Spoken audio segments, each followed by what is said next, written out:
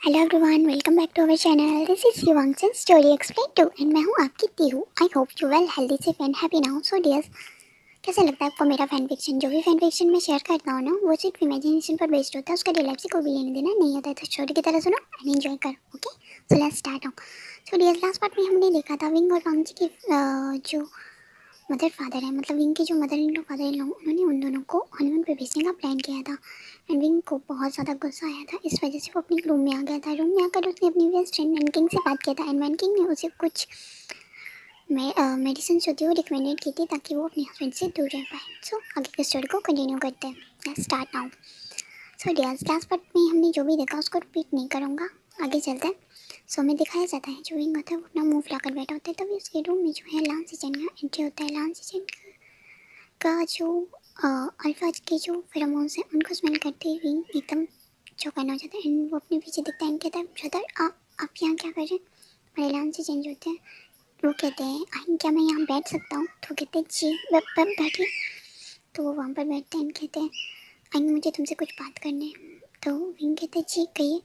तो हमारे जो लान सीजन है वो एक क्यूट से स्माइल देके वो कहते हैं, उनकी स्माइल जो फेड हो जाती है, वो कहते हैं मैं जानता हूँ कि मेरे ब्रदर ने लास्ट नाइट तुम्हारे साथ क्या किया। तो विंग की आंखें फटी रह जाती हैं। उन्होंने कहते हैं क्या आप कैसे जानते हैं?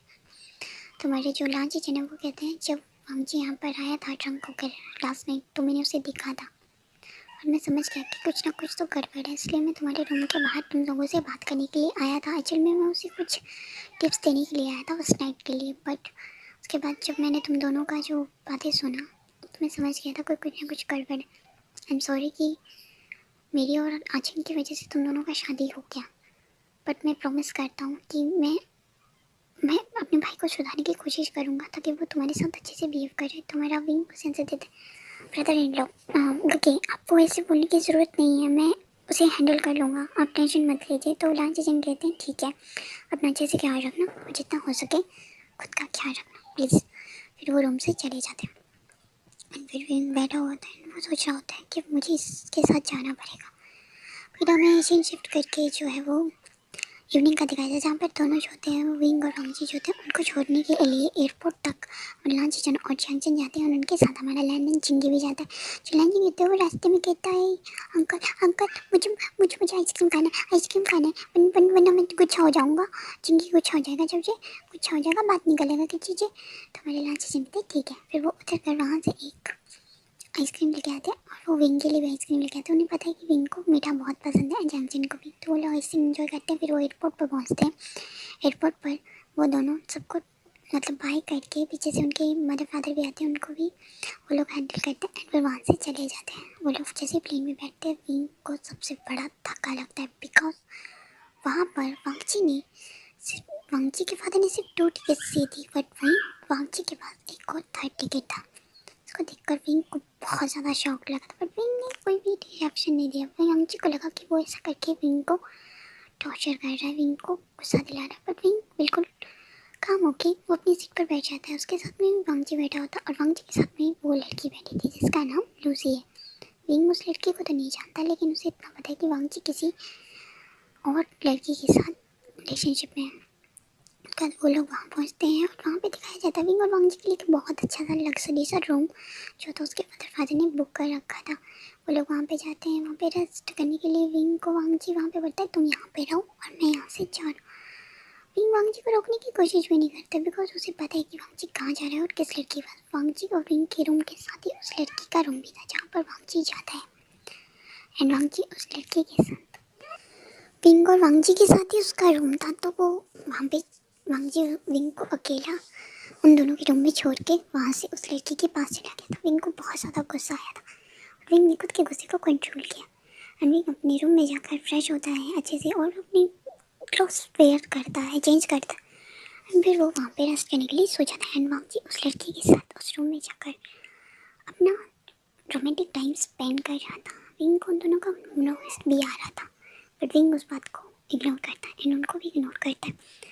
उसके बाद हमें सीन शिफ्ट करके जो है वो इवनिंग का दिखाया जाता है। विंग का आंखें जब खुलता है तो वो देखता है कि टाइम इवनिंग है। फिर अपना फ़ोन चेक करता है बिकॉज फ्लाइट में तो वो फ़ोन यूज़ नहीं कर सकता, फ्लाइट में फ़ोन यूज़ करना अलाउड नहीं होता है।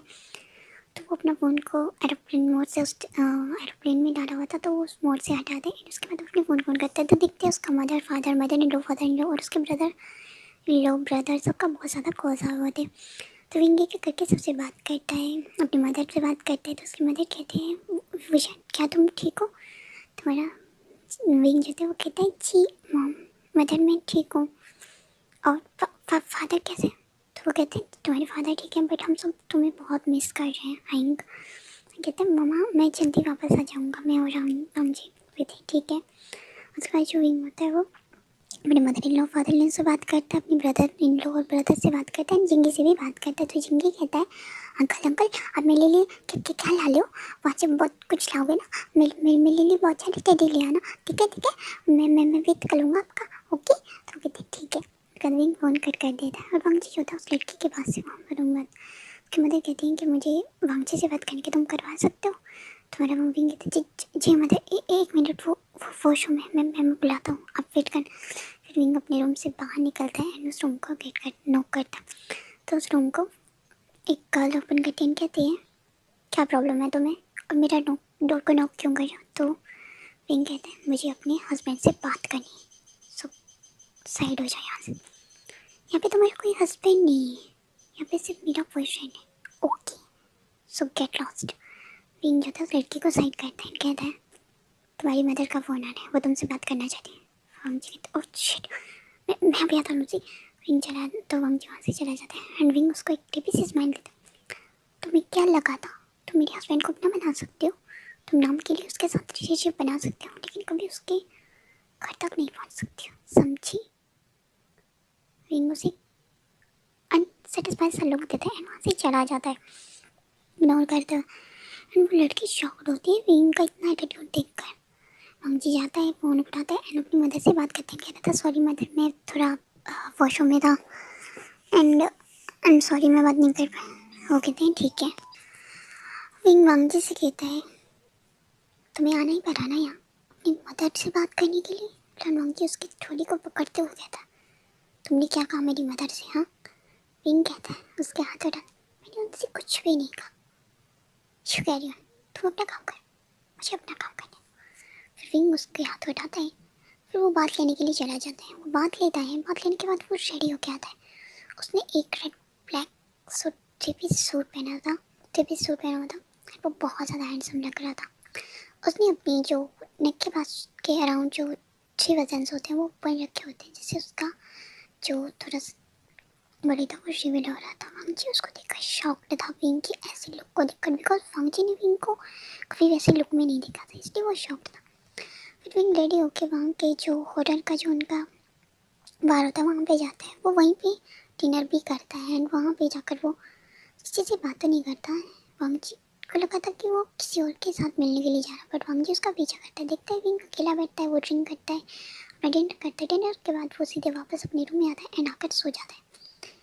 वांगजी उस लड़की के साथ अपना टाइम स्पेंड कर रहा होता है। आफ्टर 1 वीक के बाद वो दोनों वापस आते हैं एंड वांगजी के मदर फादर विंग से एक्सपेक्ट कर रहे थे कि वो उन्हें जो है वो एक grand child they, but wing ऐसा नहीं कर सकता है बिकॉज विंग और वांगजी ने कभी उन दोनों ने एक दूसरे के साथ बस एक ही टाइम स्पेंड करा है, वो भी वांगजी ने उसके साथ ज़बरदस्ती करा था तब।